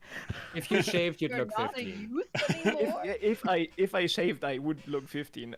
I shaved like a year ago, and I was carded for not even Oh, buying no. anything. For not Back even to the buying club. anything that was age restricted, but I was just carded anyway. Um, yeah, so I visited this youth club, and once a year they host similar to Spiel, a small board game event for like a weekend. You can go there, you can just get board games, play them, and return them, and so on. And I started helping there, and so on and so on. And then the German championship, they approached us, the host of this board game event, and were like, "Hey, we kind of don't want to do it anymore. Do you want to?" Yeah.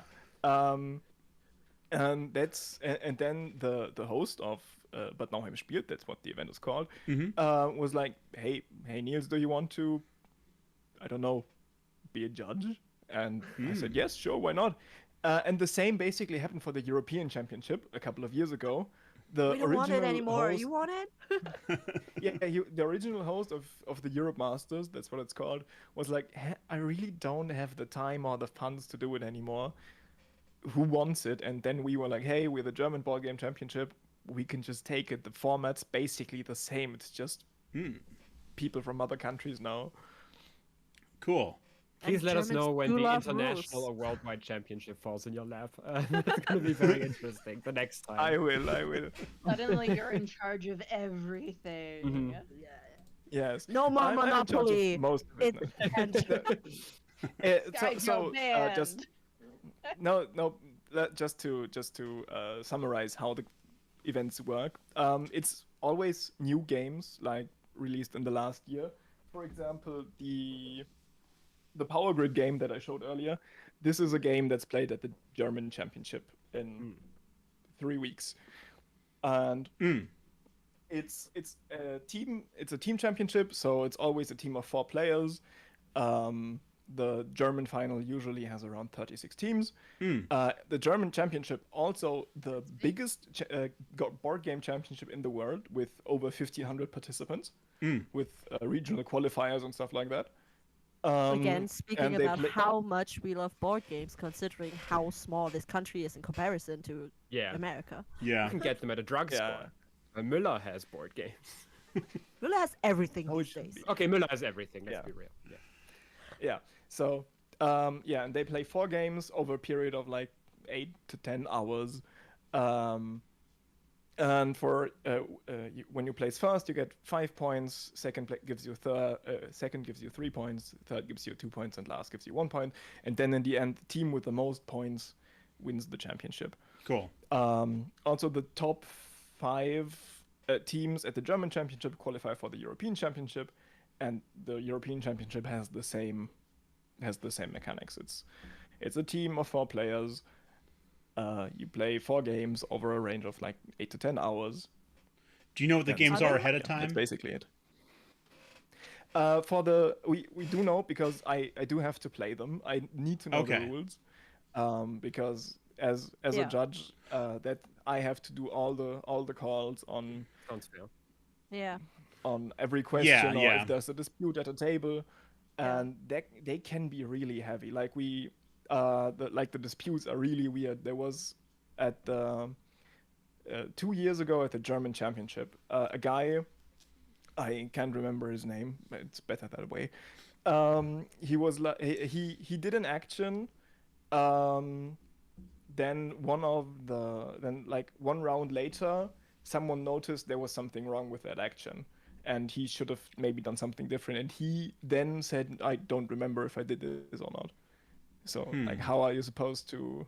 It was probably one. I don't remember the game exactly, but it was a game where you had like multiple different actions, and one action would impact another, and so on. And Yeah. something was wrong, and he was like, "Yep, I don't know if I did it," but it was pretty. And the vibe we got from him was like, "Oh, I definitely know I did it, and it gave me an advantage, and now I don't want to take it back." Okay. So yeah, Germans are very That's hard about pity board of games, him. very hardcore. And some people are Yeah, just amazing. assholes. Yeah. Yeah, that too. Yeah. I Are the European Championships hosted in Germany as well? Yes, they're hosted at Essen at Oh, okay. Spiel. yeah. Because Yeah. everyone goes to Spiel, right? Yeah, And it's okay, the okay, most convenient. Everyone is going, so we might as well host the championship there. The top teams, like the countries who send the most teams, are actually Germany, mostly because it's already there, and for some reason Finland. Yeah. ma- No, that I can get that. Funny enough, one of my home games that I play D&D with, half of them are Finns. Finns go That's crazy. hard. Finns go hard when it comes to tabletop RPG and as well as board games. They really love that. Note that down for the future Finland episode. Finland. There we Definitely. go. Yeah. Finland. I had no mean, they idea. really. I also didn't know this. I don't know. It's like it was also random because like I already have a home game that I play with friends that are very dear to me, I'm close to, and that I know in real life.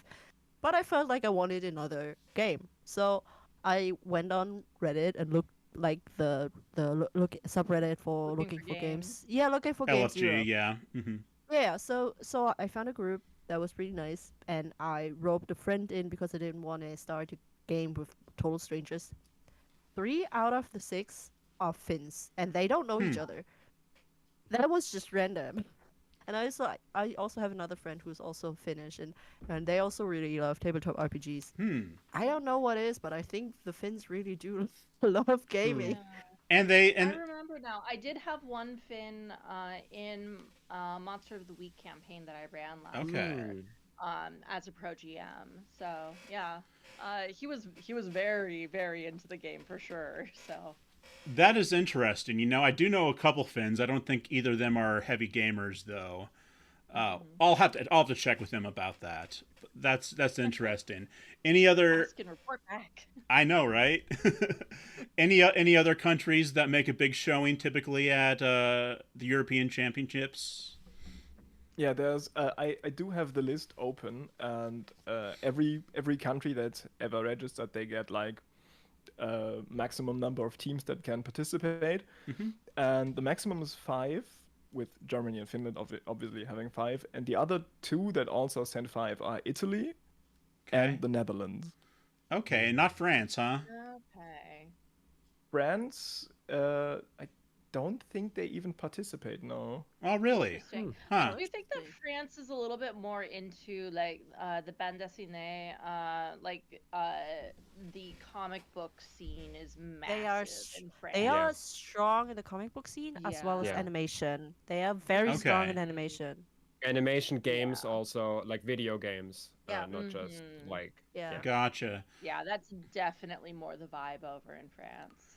Yeah, I don't think the last 2 years I've seen a French team or a Spanish team. Okay. Interesting. Well, it doesn't surprise me just that the thinking- French would keep to themselves. You know, just doesn't surprise me. Yeah. I mean, maybe and, it's like- just because they don't speak German or English. Yeah. Well, there's that. No, but I do think like so when I lived in France, I lived with 3 different host families, and only one of them were into board games. The others, it wasn't even a thought. They didn't even own a deck of cards. Okay. And I remember because I'm really I grew up in my family like playing card games constantly. I know how to do like the bridge The of flip, shuffling and yeah. everything. Yeah. I And still when can't do I that. brought a deck of Neither. cards into my school and was like trying to get people to play card games, everyone turned and stared at me while I shuffled. Because they had never seen that Their before. minds were blown that someone could do that. And yeah, so I don't think that like games are as big of a deal over there. Okay. Interesting, yeah. But I do feel like they are very strong when it comes to comics. Yeah. Like Although comics and animation. Questions for Yeah. the Friends episode. Yeah, the one thing that Yeah. I will say is that at Spiel, you get games, so it's like I would say half English, quarter German, quarter French is the general vibe that I have there. Okay. Like, I guaranteed can go up to any booth and I'm able to speak the language. But Okay. maybe that is because there is a big community of translators for the French. Yeah, Rather That's true. maybe. rather than really needing it, because like for Mhm. example, when we're speaking about Germans, I feel like a lot of Germans are very open to playing a game even if the game is in English, and they Yeah. will still play it, you know, Mhm. because Okay. we're just so used to it, or like someone will be able to translate it. Yeah. Like Mhm. I've seen Hmm. a lot of people who will just buy the game even if it's English. They Yeah. don't mind. All of the Mhm. tabletop RPGs I've played over the last 2 to 3 years were in Yeah. English. Yeah, Right. I same. play D&D in English because I hate Me having too. to translate from the feet that are in all the books into meters, which the German Yeah. book does, and it's terrible because it doesn't match up. I have to Yeah. use America Freedom units, but it's what I'm used to. Yeah. Love those freedom I units. yeah. Yeah. The thing is, I still don't know what they mean, but I know how many tiles they are on the map. Yeah, I mean, that's that's all you need to know. it really is. It's roughly 3 times what it is in meters. That's all I need I to don't know. care. That's It as is 6 complicated as it tiles. gets. Oh god. Okay. It's 6 5 feet tiles. 6 That's 5 all I foot need. tile. Exactly. Yep. That is all I need to know. That's my movement. I can do that 3 times because I'm a rogue. It's fine.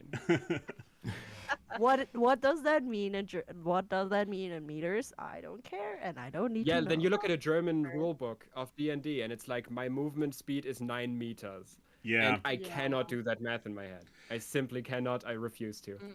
Now, those of you who have maybe played like, with randos on Roll20 or another VTT or, just do you find that there's more mixed international tables these days just in general? It So I think depends where you start. Like it really depends on what you're looking for as a Mhm. player. It depends on why you play. For example, I obviously being part of the actual play community, the international one, the European international one, Mhm. yeah. the tables will be mixed. The tables will have a mixture of Mhm. players, but at the same time, it means that we're playing in English. Sure. Yes. Yeah. Yeah.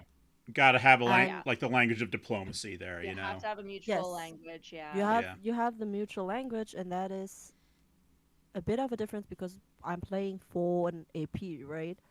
Yeah. So there is a bit of a difference why I'm playing and why I'm here. Yeah. And there's a lot of things that you have to take into account if you play like that. And in my private games, I do, because I prefer to play in English, I am looking for English speaking tables, which opens the table up to a more mixed community, to Yeah. a mixed table. That, for example, means I have 3 Finnish people at my table. Right. I can also like add to that. Yeah, this might not happen if you want to play a game with your friends that you Yeah. know and are close to, and those happen to live in the same country as you or are your Mhm. neighbors, because you plan to sit at the table and go to their place and play.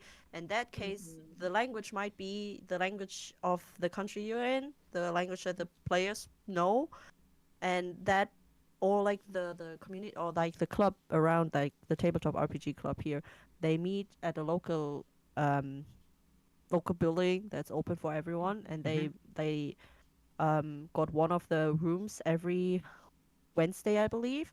That's an all German table. Doesn't mean that the people are German.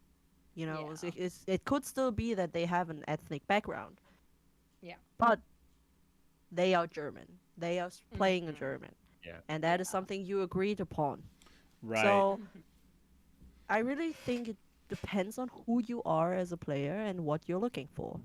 I think Okay. it also depends on the system in part, at least in my Yeah. experience. Because usually Yes. when I go looking for a game online, Yeah. if what I'm looking for is D&D, that's gonna be like at least 50% of people who are going to want to sign up for that are gonna be Americans. Right. Time zones might be an issue. Yeah. But Yeah. that's generally what I find. When I looked for other systems, it's generally mostly Germans. And like in my experience previously with like online forums, of course there's also like I've had games in English and German. My AP podcast is with only German players, but we are playing in English, Yes. just because like it's for like an international audience from the get-go, Yeah. and we've had like guest stars from Yeah. English-speaking backgrounds at this point. But also like I have another game with those same people and some others, and there is like one person in there who's American. Yeah. So we play in English. This is absolutely not an issue. Yeah. We all speak English. That one person speaks a bit of German, but like you don't have to suffer through that. We can all go English. I have a yeah, but, yeah. but I also think it's again it's in the end it always comes down to like accessibility and with the Yeah. switch to being able to play digitally because we all now have these options of VTT now. And having the option to be like connected through the internet, it opens up the possibility for mixed tables in contrast to how it used to be. But Yeah. that doesn't like the option is there, and I think that is why you find more tables that are mixed because we all know there are two things that are extremely hard in tabletop RPG. One is scheduling. Yep. The other one is finding people in the first place. Yeah. And finding Yeah. the people in the first place always has the risk of ending up you becoming the forever GM. Which Yeah, I we suppose can see that's with true. Cyki. So that are the two main topics I feel like, and opening up the possibility to having more people in the pool because of the internet. You definitely will have the option of more mixed tables, but I don't think that it necessarily means that people tend to do that because they want to. Because sometimes you just want to play in the language that you are more comfortable with. Sometimes you want to play in German. And I've played a game of Vampire the Masquerade 5e that was a streamed game. And the setting was in Europe, but more specifically, it was set in Liège, Maastricht, Belgium? and Maastricht and Aachen. So it was a three Oh, wait, cities. was that the Marcus one? Yes, the three city revamp, and the point of the game was our main language as we played it was English because it was for a wider audience, international audience.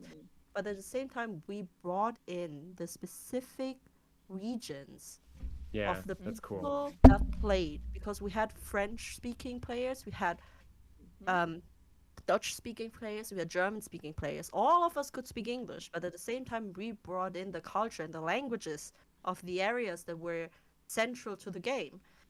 And this is what I think is quite interesting nowadays, that we are able to bring in such a mixed group, mixed tables, that we can also bring different languages and cultures into the game. We don't have to decide that everything is English. We don't have to decide that everyone we're playing in this fantasy world that has no connection to the languages and cultures you guys are from.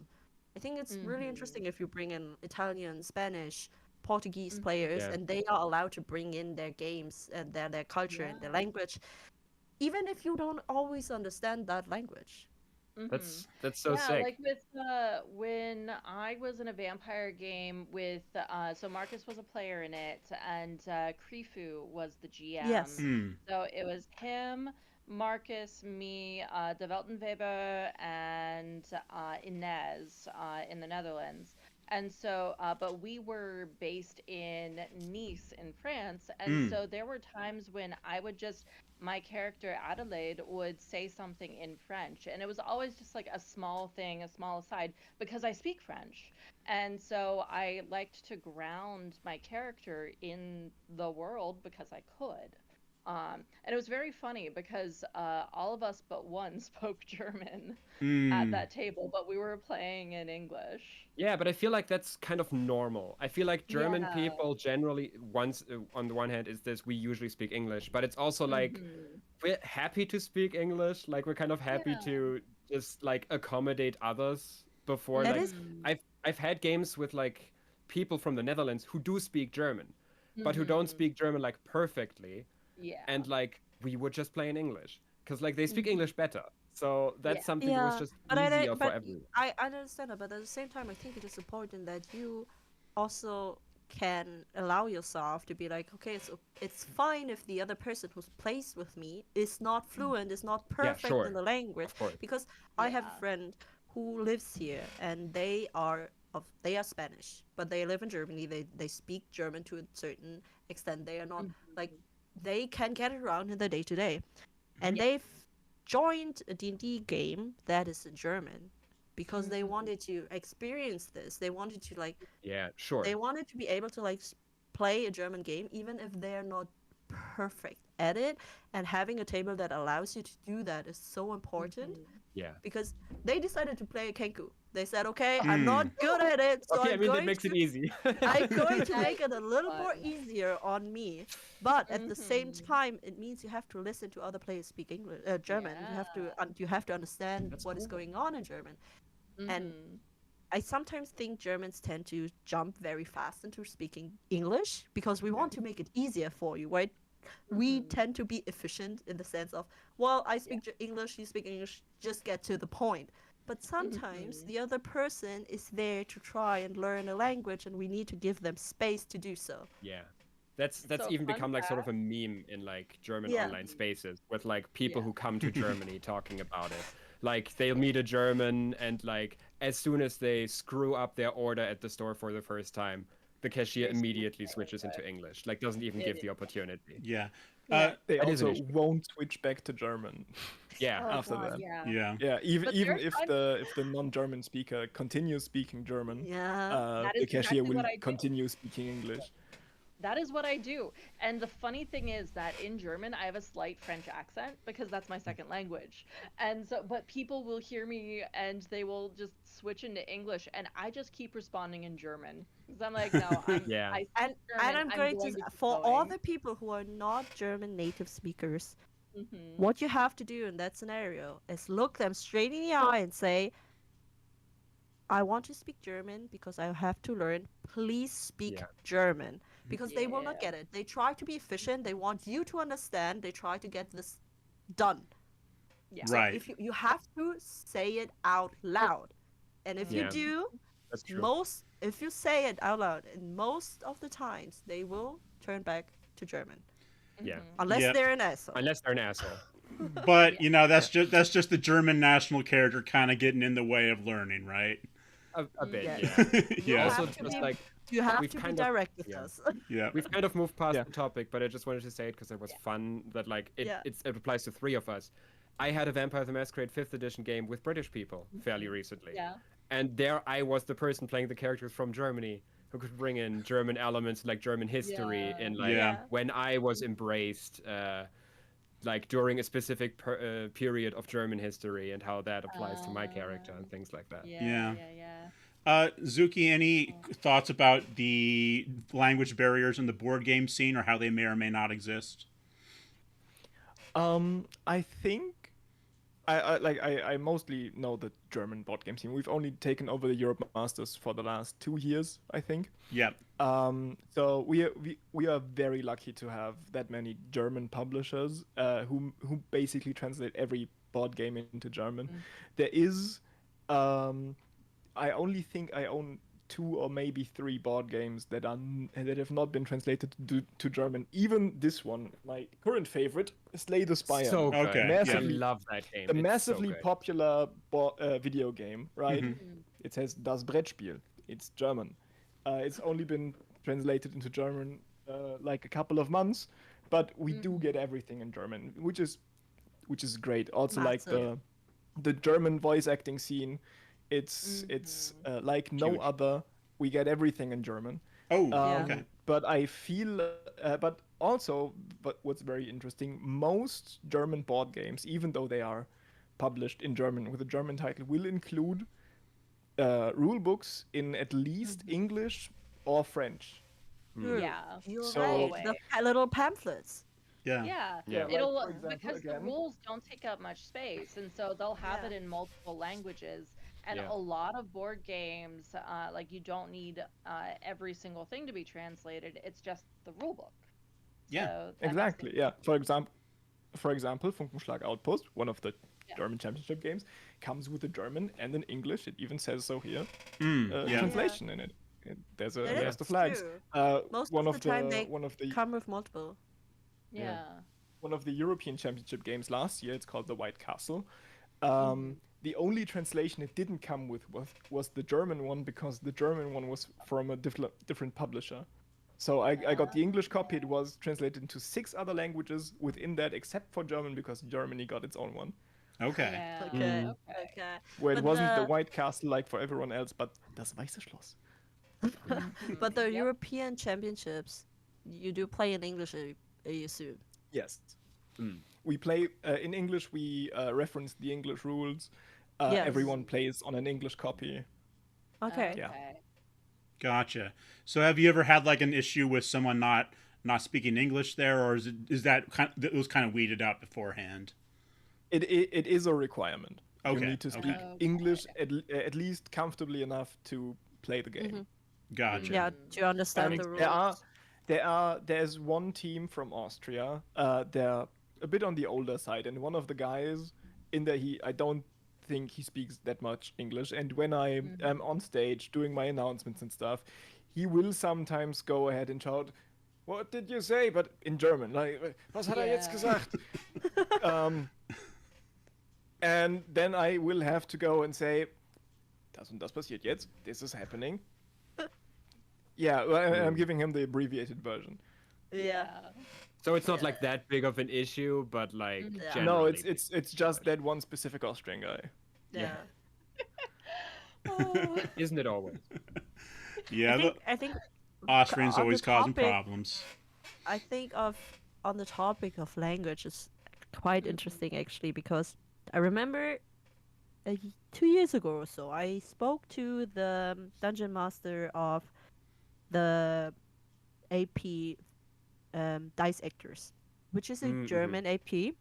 It's big. The Yeah. dice, yeah, it's the Dice Actors, the German AP that is hosted and run. The players and the DM, they're all voice actors, Okay. German voice actors, and they're playing tabletop RPGs in German. A little in the And vein I- of a critical role. Yeah, Right. yeah, yeah. Okay, And I remember yeah. talking to him at some kind of after party, and we're like having a conversation, and I told him that I have a hard time playing D&D in German, because it feels weird to me, but that is just a me thing, mostly because I have a hard time like playing very emotional or aggressive scenes in German, because it just feels wrong. It feels too close to home, kind of, almost. It's just like it's like I can't read fan fictions in German. That's wrong. So that is on that kind of level. So I'm telling him, yeah, I have I a do really understand hard, that. I have a hard time Yeah. playing D&D in German, because I can't for the life of me say Nebelschritt, like Misty Step. It's like Yeah. I just cringe. I will say, when we play in German, the spells and everything else we say in English. Like, Okay, our characters okay. will Yeah, just a switch lot to of English people for do that. that. A lot of people do that, but the dice It gives you actors that level of being separation. but the dice actors being an actual play for the German audience have decided that they want to do it in German, all of it, Makes and they also have made the active decision to also use the spells and the roles and the classes translated into German as it was supposed to be in the German translation. That was a Okay. conscious decision. And he didn't do that before that either. When he was playing his home games, he would play either in English or use the English spells, the English class names, the English species names, stuff like that. But for the actual play, they decided to go full German. And he said it was really weird and hard to do the switch, but it was Yeah. important to them because they wanted to show I get them. they wanted to show their German audience what it is like, and it was, Yeah. you know, I think that was really really interesting because it wasn't it wasn't a decision only made by the DM who said, well, I want it that way because I'm a German and we speak German here, Yeah. but it was like we want to show the German aspect of pen and paper tabletop RPG, Yeah. and that is what I found very interesting. I'm still not gonna play D&D in German. But I Yeah. really, really loved that for them, and it was like, good for Mhm. you guys. I will Yeah. use this opportunity because it will never arrive again to complain about a couple specific translations in German D&D. Uh-huh. Why is the wizard translated to Magier and the Yeah. sorcerer translated to Zauberer? Like Wait, what? every single time, it's Zauberer should be wizard. That is obviously Yeah. the one it should be, and sorcerer should maybe be Magier, but it shouldn't be Zauberer. That should be the other way around. And Yeah, also, I feel like they did that. mage Yeah, suits yeah. sorcerer better. It's like intuitive. Wizard is Zauberer, Yeah. but also place names is a really interesting thing because they Oh, were translated yeah. back in the day for like D&D's first few editions, and they decided to stick with the original translations, which generally I'm a fan of. Yeah. But why is Neverwinter Niewinter Oh and yeah, not that's bad. Nimmerwinter? I hate that one. Nimmerwinter sounds so much better. It does Like in the sound sense of better. like Neverland. Wait. Neverland, which is also Nimmerland. Does- It sounds so much better. Did anybody? Why Niewinter? I know that the English translation of Baldur's Gate 3 is very popular, but did anyone try it in German? You said that it's There probably isn't a German dub. Oh, there isn't. Baldur's Okay. Gate 3 has German text, but not a German dub. Okay. Which okay. I actually think is a shame. I would like for there to be a German dub. But a friend of mine plays it with German text, so there are Okay. people who play it that way. Gotcha. I haven't played D&D in German. I think I only played DSR obviously in German. Mm. I think Ranger is called Waldläufer. I think I so, s- but that's like sensible. That's how I would have I, translated it. it's sensible, but at the same time I'm like, no. It comes from Yeah. like Aragorn, right? Like Aragorn in Lord of the Rings is a Yeah. ranger. In German, he's a Waldläufer. So that's the Yeah, like I get that. sensible I also- translation, I guess. Yeah. Like a I'm just- forest traveler, I guess. yeah. Is how you would say Yeah, it. I mainly know those translations not from German D&D, but from Dungeons and Dragons: Honor Among Thieves, which I watch in original Yeah. language and German dub. The German dub of that movie, genuinely really good, by the way. I feel like it even like the graveyard scene is elevated in the German dub because the Oh, voice acting for the Fall of the Zombies is so funny. It's genuinely hilarious. Okay. Okay, I've got one question about the translations, and then we're gonna probably wrap up because we're coming up against our time limit here. How do you say fireball in German? Feuerball. Feuerball. Really? Okay. Yeah, it's the same thing basically. Yeah. Cognate, basically. I forget how close English can be to German sometimes. It's especially like words that everybody uses all the time that are But- usually the same in yeah. every language. We all need I a word think- for fire. Yeah. Feuerball actually is a little funnier than Fireball to me because there's just this certain German humor that crosses on, because German tends to be very elevated and like poetry and whatever, and then they sometimes are just like so crass about some things, and then there's Yeah. Feuerball a lot of times in Jules comes accompanied by Junge. Oh, Yeah. I was about to say there is there like 10, 15 years back there was Yeah. a show called New Kids on the Block. Yeah. And there was one scene where the one character I haven't seen it ever. I've only seen No, clips. And he was everyone like, knows the meme "So ein though. großer Feuerball, Junge." Feuerball Which is like Junge. because I think there was a car exploding or something. It was a big fireball, and that's why everyone makes it like so who's fucking roughly in my age funny. group. Yeah, it It's makes also it so like in- funny. yeah. So ein großer Feuerball, also like- Junge. In this case, it's the same in English, but this also does like call up that like the German language is often like very literal with things. Yeah. Like Yeah. with how our word for gloves is hand shoes, Yeah. basically. Like it's just a very direct description of what. the Handschuhe. thing is. I just love because like it's just this contrast to being like, oh, fireball is being cast by a wizard whose whole thing is being intelligent and being smart, you know? And then the Germans just make, because of this meme that's over 10 years old, people like, Feuerball Junge. It's like so it's like so Yeah. nonsensical. This is like as if a barbarian had the power to cast fireball. Uh-huh. I mean, that It's is how the just like- spell feels. It's just It does. brutal and power. and in Yeah. German it just feels like more to the point almost because it's like, Yeah. yep, Yeah. not a single thought behind that. Gotcha. Feuerball. Okay. Well, hey, this has been great, everybody. You've all been very informative and just very charming. So I'm really happy that we could all do this today. But let's do some plugs. So I'm going to go in reverse order this time. Let's start with Toto. Hi everyone, my name is Toto. My pronouns are she, they, not in order of preference. You can find my socials almost anywhere, and you can also find my stuff under totorokicard.co. You will find my former works there, you find my socials there, and I will most likely be at Dragonmeet in November over in London, and you will also find me at Polaris Convention in Hamburg. Come and say hi. Cool. Thank you, Toto. Jules? Jules, he, him, she, her. You can find me as Burning Oleander, burning like the chemical process of ignition, oleander like the flower, on basically every social media platform. And if you want to listen to my work, as I said earlier, it's English language, so you will be able to understand it most likely if you're English language or German, apparently, because we talked about that. It's a TTRPG AP podcast that uses the Masks: A New Generation system, which is PBTA, powered by the Apocalypse. You can find it by looking for Waypoint Superhero Podcast. We're not SEO optimized. There are like 500 podcasts called Waypoint. But if you look up Waypoint Superhero Podcast, you can find it. Cool. All right, Zuki. Yeah, hi, Cyki, he, him. We've done that before. I don't really have anything to shout out. I'm not that online. I don't really do stuff. But go play board games. Go play board games. Come to Spiel if you can.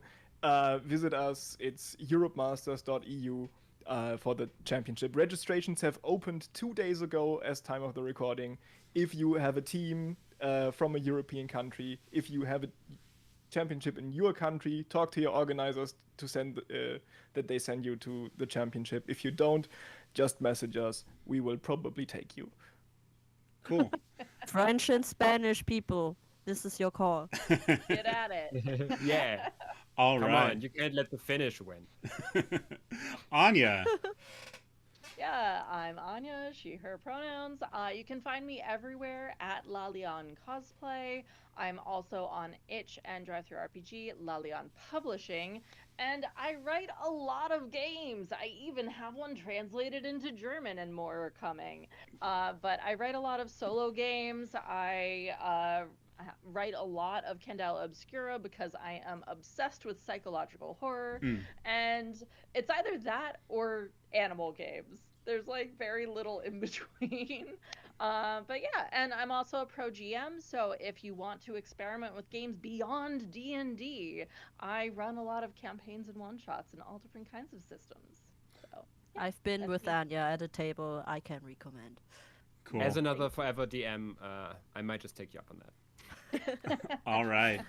Well, thanks everybody for watching today. If you follow us on YouTube, like and subscribe and comment, all that good stuff. Same with Spotify.